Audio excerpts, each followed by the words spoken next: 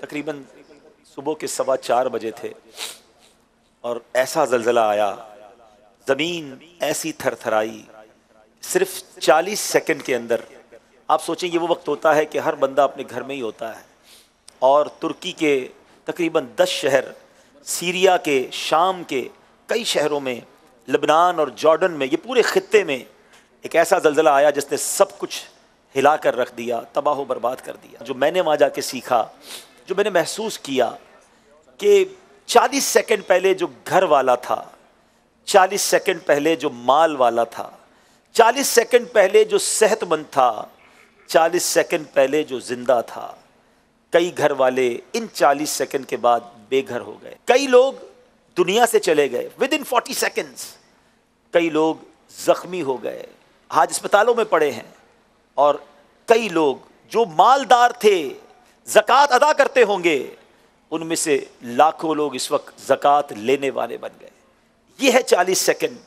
ہم اتراتے ہیں کہ میرے پاس اتنا مال ہے، میرے پاس اتنے گھر ہیں، میری اتنی گاڑیاں ہیں، مجھے اتنا مال چاہیے، مجھے دنیا میں اور ترقی کرنی ہے۔ ہم اللہ کو راضی کیوں نہیں کرتے؟ اگر اس کا غضب ہوا، وہ ناراض ہو گیا، اور اگر ایسی کوئی آفت آئی تو کچھ بھی نہیں بچتا۔ ہمارے پاس جو ہے اس کا شکر ادا کریں۔ میں نے زندگی میں ایک رات گزاری ہے، وہ پرسوں کی رات تھی، ویسے تو یقیناً مشکل تھی، لیکن مجھے بہت کچھ اس رات میں سیکھنے کو ملا۔ جو ٹھنڈ کا عالم تھا، جو سردی کا عالم تھا، اور ہم گاڑی میں سوئے، کچھ اسلائی بھائی آگ جلا کر ساری رات بیٹھے رہے۔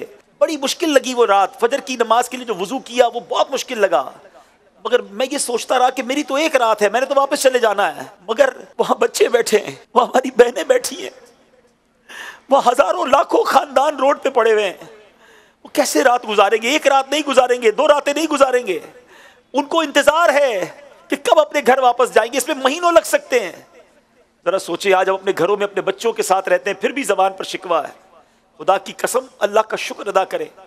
ہم اپنے گھر میں سویٹر پہن کر، کمبل پہن کر سو جاتے ہیں، مگر ہمارے لاکھوں کروڑوں بھائی بہن اس وقت روڈ پر موجود ہیں، درختوں کے نیچے وہ آگ جلا کر گزار رہے ہیں۔ میں ایسے لوگوں سے ملا، انہوں نے کہا ہمارے بچے اب زلزلے تو بچ گئے، کہیں سردی سے نہ مر جائیں، ہماری مدد کریں، ہمیں سردی کا سامان دے دیں، ہمیں کسی طرح گرم رہنے کا موقع دے دیں۔ الحمدللہ، میں جتنا شکر ادا کروں وہ کم ہے کہ اللہ نے مجھے اور آپ کو دعوت اسلامی جیسی تحریک عطا فرمائی ہے۔ امت رسول کا جو درد دعوت اسلامی والوں میں ہے، ابھی زلزلہ ہوتا ہے، اب دیکھیں نیٹ ورکنگ کی بات دیکھیں، دعوت اسلامی کا جو کام ہے وہ کیسے کام آتا ہے امت کے۔ اس وقت ترکی میں دعوت اسلامی کے 5 مراکز موجود ہیں۔ فوری طور پہ ہمارے اسلامی بھائیوں نے زلزلے سے لوگوں کو نکالنا شروع کیا، اب امداد کے کام شروع ہو گئے ہیں۔ الحمدللہ کروڑوں روپے کی جو چیزیں ہیں ہم نے پاکستان میں آرڈر کر دی ہیں، ترکش گورنمنٹ سے ہم نے رابطہ کر لیا ہے، ہم انشاءاللہ پاکستان سے بھی سامان بھیجیں گے۔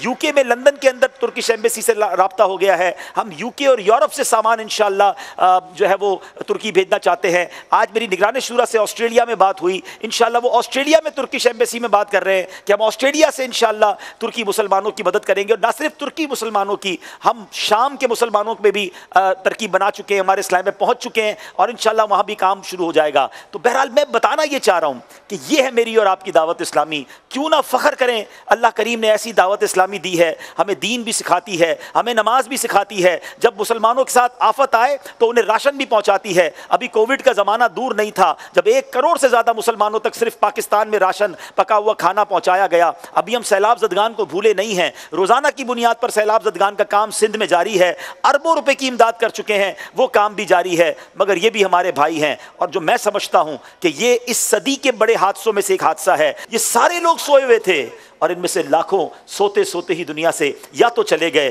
یا بے گھر ہو گئے۔ تو اے میرے پیارے اسلامی بھائیوں، روزانہ رات توبہ کر کے سوئیے، روزانہ ایسے جیے کہ آج بھی مر سکتا ہوں تو اللہ کی رضا والے کام کریں، گناہوں والی زندگی کو چھوڑ دیں۔ اور میں یہاں پوری دنیا کے مسلمانوں سے اپیل کروں گا کہ دعوت اسلامی کا ساتھ دیں۔ دعوت اسلامی کا اس بار آپ نے اپنی زکوٰۃ میں، اپنے ڈونیشنز میں، اپنے صدقات میں ساتھ دینا ہے، اور اس اجازت کے ساتھ ساتھ دینا ہے کہ دعوت اسلامی چاہے دینی کاموں میں استعمال کرے، فلاحی کاموں میں استعمال کرے، اصلاحی کاموں میں، روحانی، یہ سارے کاموں کی اجازت ہو، تاکہ دعوت اسلامی کو جب موقع جہاں ملے وہ ہماری دنیا اور آخرت کی بہتری کا کام کرے۔